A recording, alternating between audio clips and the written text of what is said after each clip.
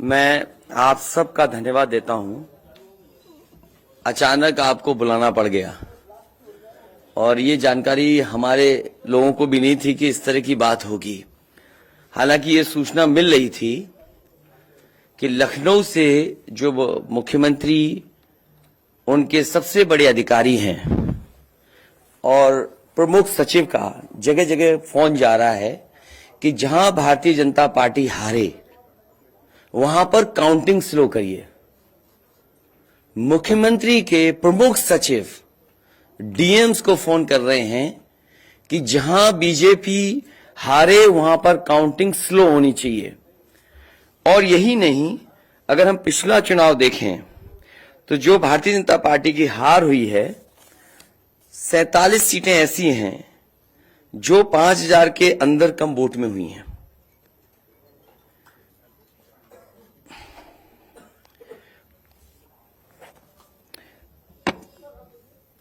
सैतालीस सीटें ऐसी हैं पिछले चुनाव की जहां पर 5000 वोट के कम फासले से भारतीय जनता पार्टी जीती है। और जो आज देखने को मिला है बनारस में कि जहां ईवीएम्स ले जाई जा रही थी, एक ट्रक पकड़ा गया, 2 ट्रक लेकर के भाग गए। अगर सरकार चोरी नहीं कर रही थी, ये वोट की चोरी जो नहीं कर रही थी, तो कम से कम बताए कि एक गाड़ी रोक ली, पकड़ी गई, लाइव है, अभी भी हम लाइव देख सकते हैं। 2 गाड़ियां क्यों भागी? अगर कोई चोरी नहीं थी, प्रशासन ने, सिक्योरिटी ने इतना इंतजाम क्यों नहीं किया? इतनी फोर्स है, अभी इलेक्शन की फोर्स गई नहीं है यूपी से, तो आखिरकार अधिकारी क्यों नहीं कर रहे थे? क्या वजह है कि बिना सिक्योरिटी, बिना इतने इंतजाम के ईवीएम्स जा रही हैं? और ईवीएम्स के बारे में ये मानना है कि किसी भी वेयर हाउस में रखी हो या किसी भी स्ट्रांग रूम में रखी हो, तो बिना प्रत्याशी के जानकारी के आप मूव नहीं कर सकते हैं। अगर आपको ईवीएम्स को मूव करना है तो कम से कम जो प्रत्याशी चुनाव लड़ रहे हैं उनकी जानकारी में होना चाहिए। और सोचिए, मुख्यमंत्री आवास से प्रमुख सचिव, मुख्यमंत्री जगह जगह फोन कर रहे हो और डीएम्स को बता रहे हो। ये घबरा गए उसी दिन जिस दिन अखबारों में कुछ जगह आया कि कहीं पार्क की सफाई हो रही है, कहीं घर की सफाई हो रही है। और आप में से वो लोग हैं जो जमीन पर घूमे, जो जमीन पर चुनाव चल रहा है, वो भारतीय जनता पार्टी के खिलाफ था, जनता के अंदर नाराजगी थी।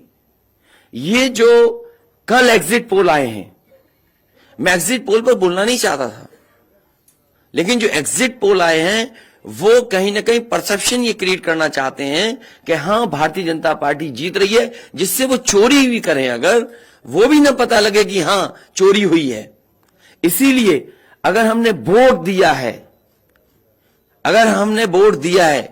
तो मैं अपने नौजवानों से, किसानों से और आम लोगों को कहूंगा कि उतनी हमारी जिम्मेदारी बनती है कि वोट को हम बचाएं। अगर वोट नहीं गिना जाएगा तो लोकतंत्र कहां जाएगा? और ये लोकतंत्र की आखिरी लड़ाई है। मैंने कई बार कहा कि उत्तर प्रदेश का चुनाव लोकतंत्र की आखिरी लड़ाई है। इसके बाद तो जनता को क्रांति करनी पड़ेगी, तभी बदलाव आएगा। इसलिए मैं अपने पार्टी के लोगों से और जो सच्चे ईमानदार, सच्चे सिपाही हों, सच्चे अधिकारी हों, सच्चे पत्रकार हों, कम से कम आगे आए और लोकतंत्र को बचाने के लिए खड़ा हों। और मैं अपनी पार्टी के लोगों से कहूंगा कि जब तक काउंटिंग न हो जाए तब तक कम से कम ये नजर रखें और लगातार निगरानी रखें कि कैसे वोट बचाया जा सकता है, कैसे जहां पर मशीनें रखी हैं कोई किसी का आना जाना ना हो। ये लोकतंत्र के लिए बहुत ही खतरे का समय है। जो दल हार गया, अब उसके बस में यही है जो अब करने जा रहे हैं। ये जितने कुछ एग्जिट पोल हुए हैं वो इसीलिए हुए हैं कि अगर वो चोरी भी करें तो शायद नजर ना आए। अब ईवीएम्स पकड़ी गई हैं, बहाना कोई ना कोई अधिकारी बताएंगे कि हम ईवीएम्स इसलिए ले जा रहे थे। आखिरकार फोर्स के साथ क्यों नहीं ईवीएम्स जा रही थी? ये तो ईवीएम की एक बनारस की जो अभी भी लाइव चल रहा है वो घटना है। बरेली में एक स्ट्रांग रूम से बाहर नगर पालिका की कचड़े की गाड़ी में, जिसका नंबर UP25 DT 9166 में 3 बक्से सील पकड़े गए, जो सील बक्से थे। एक बक्से में सादा बैलेट पेपर था तथा 2 बक्से में मोहरें, रजिस्टर तथा सील करने वाला सामान था। करीबन 500 बैलेट पेपर पकड़े गए। इसी तरह सोनभद्र का है कि सोनभद्र में भी बड़े पैमाने पे चीजें पकड़ी गई। वो भी लोग समझ में आ गया तो उन्होंने देखा, SDM को रोका।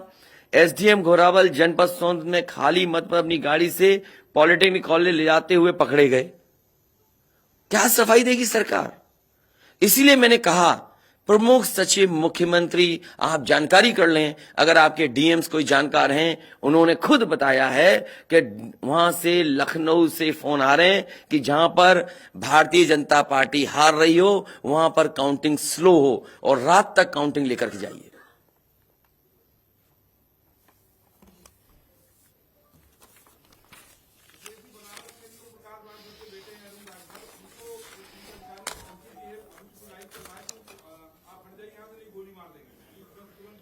तो मैंने आपसे कहा कि ये लोकतंत्र का आखिरी चुनाव है। इसके बाद तो जिस तरीके से आजादी के लिए लड़ाई लड़ी गई थी उसी तरह की हमें और आपको क्रांति करनी पड़ेगी। मैं तो अपने नौजवानों से अपील करूंगा कि जहां किसान इतने साल बैठे रहे तब सरकार झुकी। कम से कम 3 दिन लोकतंत्र के अखंड प्रहरी बनकर के EVMs को बचाएं और चुनाव को बचाएं। मैं किसी DM का इसलिए नहीं मानूंगा। DM कौन होता है? अगर प्रमुख सचिव मुख्यमंत्री फोन करेगा, DM क्या कर सकता है? DM की क्या हैसियत है? ये फिर जो प्रत्याशी लड़ने रहे थे उनको आखिरकार DM ने क्यों नहीं बताया? DM अगर ये जवाब दे रहा है तो उस DM से पूछिए कि DM ये बताओ कि तुमने जो प्रत्याशी चुनाव लड़े थे उसके बारे में क्यों नहीं बताया उन प्रत्याशियों को? ये DM आखिरकार किसके नीचे काम कर रहे हैं? और बनारस जैसी पोस्टिंग किसी DM को मिली होगी, इस DM को मैं भी जानता हूं। जब पहली पोस्टिंग मैंने मुजफ्फरनगर दी थी, मैं नहीं जानता हूं ये DM कौन है, किसकी सिफारिश पे ये मुजफ्फरनगर पहली बार गया था। बेईमानी करा रहा है ये DM। और जवाब ये DM का कि ट्रेनिंग के लिए जा रहे हैं। तो आखिरकार पॉलिटिकल पार्टीज को क्यों नहीं जानकारी दी? क्या जवाब है उनके पास इसका? और जब बाकायदा गाइडलाइन लिखी हुई है यहां पर कि आप EVMs का मूवमेंट नहीं कर सकते, आप कैसे EVM का मूवमेंट कर रहे हैं? आप पूछिए जिन्होंने दिया बयान। अरे भाई मैं तो कह रहा हूं किसी आपने जो पॉलिटिकल चुनाव लड़ रहे हैं उनके बारे में क्यों नहीं बोल रहे हैं आप? और आप भी DM की बात को मानते हो? वो वर्जन इसलिए बोल रहे हैं क्योंकि सरकार एक भाषा बोलेगी, ऊपर से नीचे तक भाषा एक बोलेगी। आप बताइए, जब समाजवादी सरकार का चुनाव था, इलेक्शन कमीशन ने जो शिकायत की उस अधिकारी को हटाया गया? आज इलेक्शन कमीशन ने किसी अधिकारी को हटाया हो? एक अधिकारी अगर इलेक्शन कमीशन हटाया हो तो बता दो। मुझे कोई उम्मीद नहीं। इसीलिए मैं कह रहा हूं कि लोगों को लड़ना पड़ेगा। अगर लोकतंत्र बचाना है तो कहीं ना कहीं तैयारी करनी पड़ेगी लोकतंत्र बचाने के लिए। जो गाइडलाइन है, आज जो बैलेट पेपर पकड़े गए हैं सोनभद्र में, जो बैलेट पेपर पकड़े गए हैं आपके बरेली में, जिस तरह EVMs को ले आया जाता है, ये सवाल बड़ा है। अधिकारी वही भाषा बोलेंगे जो उनको बोलने के लिए सरकार कहेगी। वो नहीं चाहते कि ओम प्रकाश राजभर जी क्या भूल गए? इलेक्शन कमीशन याद नहीं है? ओम प्रकाश राजभर जी नॉमिनेशन के लिए गए, इनको अपमानित नहीं किया गया? क्या प्रशासन कार्रवाई कर रहा था? स्वामी प्रसाद मौर्य जी के साथ क्या व्यवहार हुआ? कोई भूल जाएगा इन बातों को? और चुनाव भर में क्या भाषण थे, क्या भाषा का इस्तेमाल था? हर जगह डराने का काम जनता को। ये अलग बात है। कम से कम इलेक्शन कमीशन को ये देखना चाहिए, खुलेआम जनता देख रही है, आज के जमाने में लाइव है कि किस तरीके से EVMs को ले आया जा रहा था। चुनाव आयोग को सबसे पहले जिलाधिकारी बनारस पे कार्रवाई करनी चाहिए कि आखिरकार उसने किसी को कॉन्फिडेंस में क्यों नहीं लिया। अगर मशीनें जा रही थी तो प्रत्याशियों को क्यों नहीं बताया गया? पॉलिटिकल पार्टीज को क्यों नहीं जानकारी दी गई? अगर ये गाइडलाइन में है कि नहीं है इलेक्शन कमीशन के? आप ईवीएम्स को एक जगह से दूसरी जगह मूव करा रहे हैं, आखिरकार इसके लिए जिम्मेदार कौन है? आप ईवीएम लेकर जा रहे हैं, अब 2 दिन की बात है, काउंटिंग होनी है।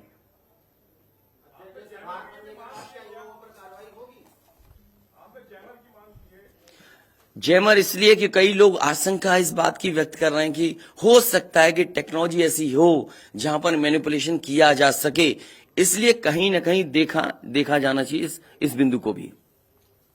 भारतीय जनता पार्टी के नेता लगातार कह रहे हैं कि ओम प्रकाश राजभर हो, स्वामी प्रसाद मौर्य हो, संजय चौहान हो, या यूं कहें कि आपके साथ जो लोग आपके चुनाव में आपके साथ आए, आपके साथ चुनाव लड़े, उनको चुनाव नहीं जीतने देंगे, उनको चुनाव किसी भी कीमत पर हम हराएंगे। तो यही तो तरीका, जो लड़ रहे हैं उनके बेटे ही तो लड़ रहे हैं चुनाव, जहां की ईवीएम्स पकड़ी गई हैं। और भविष्यवाणी एग्जिट पोल में कैसे आ सकती है? पॉलिटिकल लीडर्स जो बातें कहें, सत्ता के लोग बैठे हुए, वो एग्जिट पोल में कैसे दिखाई दे रहा है? प्रशासन और सरकार की जो चोरी है, इसमें एग्जिट पोल के टेलीविजन चैनल शामिल है। आपको ये देखना चाहिए, जो एग्जिट पोल कर रहे हैं, क्या मुनाफे के लिए कर रहे थे? जो कंपनियां बड़ी बड़ी, सर्वे का पैसा कौन दे रहा है उनको? और जो डेटा दिया है चैनलों को, फ्री दिया गया है कि उपहार में दिया गया है, वो अलग बिंदु है। कोई इतनी बड़ी एक्सरसाइज कर रहा है, उसका फाइनेंशियल बर्डन कौन उठा रहा है?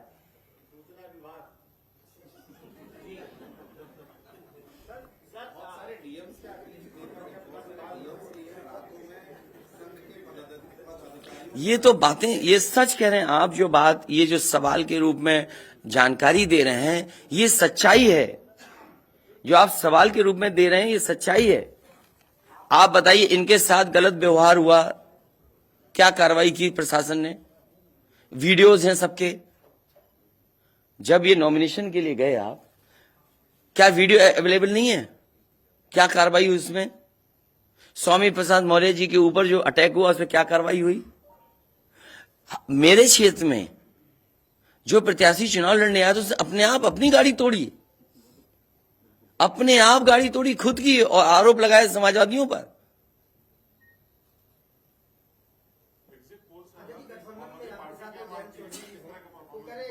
क्या करेंगे जब वोट को पोलेंगे? आगे वो कह रहे हैं शांतिपूर्ण मतगणना के लिए उन्होंने अपील की है। नहीं, शांतिपूर्ण मतगणना के लिए तो हम भी अपील कर रहे हैं, लेकिन सावधान रहें। अगर वोट दिया है तो वोट को बचाए भी तो सही। अगर ईवीएम्स खुली सड़क पे इस तरह जाएंगी, आप क्या उम्मीद करोगे? आपके बैलेट पेपर पकड़े जा रहे हैं। आपके लखनऊ में ही एक गाड़ी पकड़ी गई थी, उसके अंदर क्या क्या था? वो कहते वो तो हर गाड़ी में टूल बॉक्स होता है। तो टूल बॉक्स में इतना बड़ा हथौड़ा थोड़ी होता है कि आप ताला तोड़ दो। आगे जब कहना है कि अगर वोट दिया है तो वोट बचाएं। वोट बचाने के लिए कहीं ना कहीं हमें एक अखंड प्रहरी की तरह काम करना पड़ेगा। और अगर हमारे किसान इतने दिनों बैठ सकते हैं, अब तो 3 दिन की बात है, 3 दिन तो बैठना ही पड़ेगा। नहीं तो ये प्रशासन के लोग बैठ करके चोरी करा देंगे, और मामूली चोरी है वोट की। ये लोकतंत्र के साथ है। लोगों को ये भूलना नहीं चाहिए आपके पड़ोसी देशों में क्या हो रहा है। इसलिए मैं ये भी गाइडलाइन पढ़ना चाहता हूं कि जो ईवीएम के मूवमेंट के लिए जो मुझे जानकारी मिली है, वो मैं आपसे पढ़ना चाहता हूं कि all polled EVMs and all reserve EVMs after the poll shall be under cover of arm police at all times. Reserve EVMs should also be returned at the same time when the polled EVMs are returned at the receipt center. Reserve EVMs shall not be kept in the strong room meant for polled EVMs. They shall be kept in another strong room meant for keeping reserve EVMs. It must be ensured that all reserve EVMs are also deposited in the strong room meant for reserve EVMs at the same time when the polled EVMs are deposited in the strong room meant for the polled EVMs. तो EVMs के लिए बिल्कुल clear कहा गया है कि कैसे क्या होना है। और भाई जांच भी कौन करेगा? अगर डीएमई जांच करेगा तो क्या उम्मीद करोगे आप उसके लिए? इसके आगे जो पॉलिटिकल पार्टी हम तय करेंगे क्या करना है। अगर हमें कोर्ट का भी सहारा लेना पड़ेगा, लेकिन उससे पहले हम अपने पार्टी के कार्यकर्ता, नेताओं और जो हमारे सच्चे पत्रकार, सच्चे पुलिस फोर्स में लोग हैं या वो लोग हैं, उनसे भी मेरी अपील होगी कि कम से कम लोकतंत्र को बचाने के लिए आगे आए। कोर्ट से पहले मैं आप लोगों के माध्यम से अपील करना चाहता हूं, ऐसे तमाम लोग जो लोकतंत्र को बचाना चाहते हैं वो कम से कम आगे आए।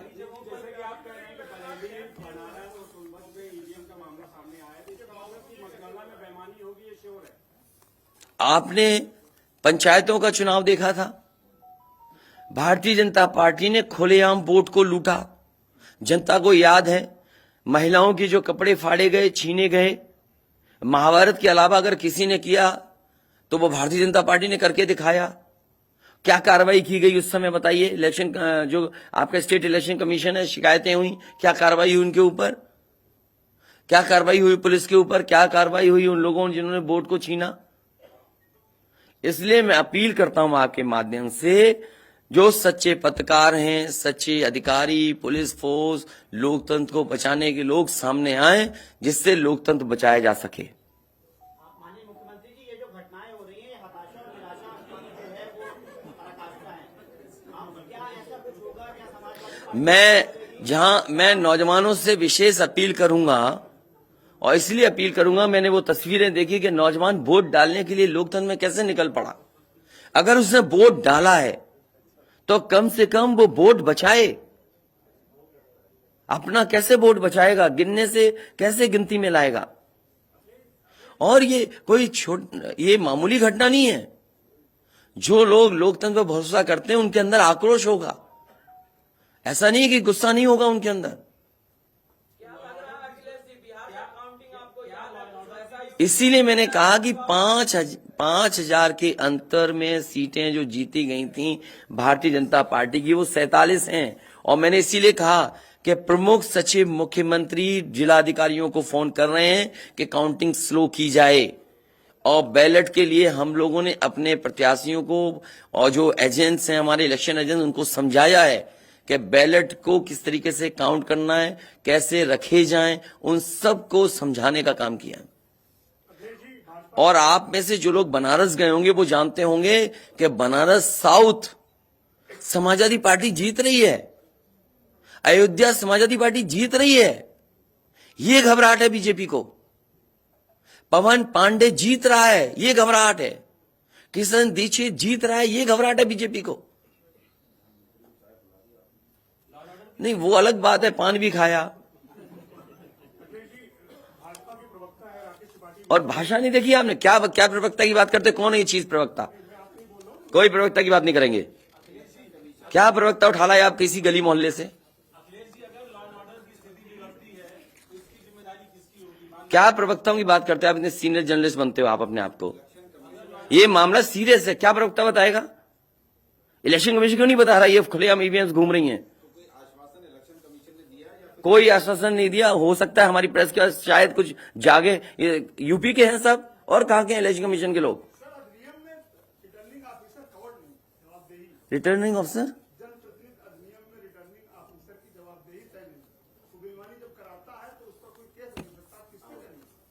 अब ये तो हमें भी जानना पड़ेगा कि क्या करें। इसीलिए मैंने कहा कि हम तैयारी से रहिए। ऐसे तो किसी पे कार्रवाई नहीं कर सकते। हाँ, जिम्मेदारी तो अच्छा इलेक्शन कमीशन की जिम्मेदारी है कि निष्पक्ष चुनाव। इतना बड़ा कमीशन हम क्यों कह रहे हैं कि इलेक्शन कमीशन की जिम्मेदारी है? क्यों उसको इंडिपेंडेंट बनाई गई ये बॉडी? ये सब जो आपके माध्यम से हो रहा है वो सब लाइव है। जो ये चीजें हो रही है सब लाइव है, सब शिकायतें की जाएंगी, सब देंगे। अभी तो अभी कहो तो अभी लाइव दिखा दें। जब आपको बुलाया है, मैंने तकलीफ दी आपको, इसके बाद हम लोग अपना लिखेंगे।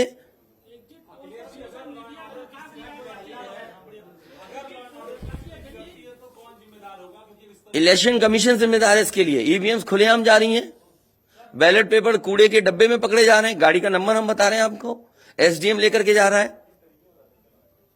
और मैं तो कहूंगा कि चुनाव हमारे जितने भी समाजवादी लोग हैं कानून व्यवस्था को मानते हुए शांतिपूर्ण रहें, लेकिन जिम्मेदारी सरकार की भी तो है। ये जिम्मेदारी इलेक्शन कमीशन की नहीं है, सरकार की नहीं है। आप अगर पूरी सुरक्षा के साथ उन ईवीएम्स को ले जाते, जो प्रत्याशी चुनाव लड़ रहे हैं उनकी जानकारी में लेकर के जाते हैं, तो किसको आपत्ति थी? ये तो पकड़ी गई हैं। अगर चोरी पकड़ी गई है तो चोरी पकड़ी को पे आप कानून व्यवस्था की बात करोगे? आप तो नहीं सुनी जाएगी तो समाजवादी पार्टी हर रास्ते को अपनाएगी जहां पर लोकतंत्र को बचाया जा सके। वो जरूरी है। जहां जहां चुनाव हुए हैं, बंगाल में, तमिलनाडु में या किसी भी प्रदेश में, प्रत्याशी और उनके लोगों ने जगह जगह बैठ करके दिन रात पहरा दिया है। अखिलेश जी, निष्पक्ष तरीके से अगर चुनाव होता है तो समाजवादी पार्टी कितनी सीटें आने की उम्मीद है? मैं अभी भी कह रहा हूं, टारगेट हमारा फिक्स था, हमारा गठबंधन 300 के करीब पहुंच जाएगा। 5 साल से आपकी सरकार रही है, 75 जिले हैं सर, उसमें ऐसा कोई आईएएस अधिकारी या कोई अधिकारी हो सर जो यहाँ से शासन से फोन किए जा रहे थे, जैसा आप कह रहे हैं? मुझे तो अधिकारी नहीं बताया ना। कोई अधिकारी का सर नाम लीजिए सर, मतलब जो लोग नहीं, मैंने नाम लिया प्रमुख सचिव मुख्यमंत्री का, जिससे मुझे जानकारी मिली, उसका नाम कोई नहीं बता सकता। हाँ, मुझे इलेक्शन कमीशन अगर कहेगा तो मैं नाम बताऊंगा।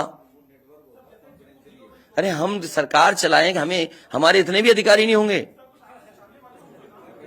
क्यों नाम बताएं चाहने वालों का? अरे तुम में चाहने वाले बैठे, किसी का नाम ले लूंगा मैं? तुम्हारे ही लोग अलग से मुझे मैसेज करते हैं, नाम ले दूं? अब तुम नहीं, वो हमारे दुश्मन हो तो हम क्या करें तुम्हारा? अरे बहुत सारे हैं जो हमें पर्सनल मैसेज भेजते हैं, तो क्यों नाम उनके ले दूं मैं? क्या चीज? अरे नए हो पत्रकार यार, बहुत सीनियर नहीं हो तुम। अपना परिचय दे दो, सब जान जाए आपको। जाने कौन सा एनबी है।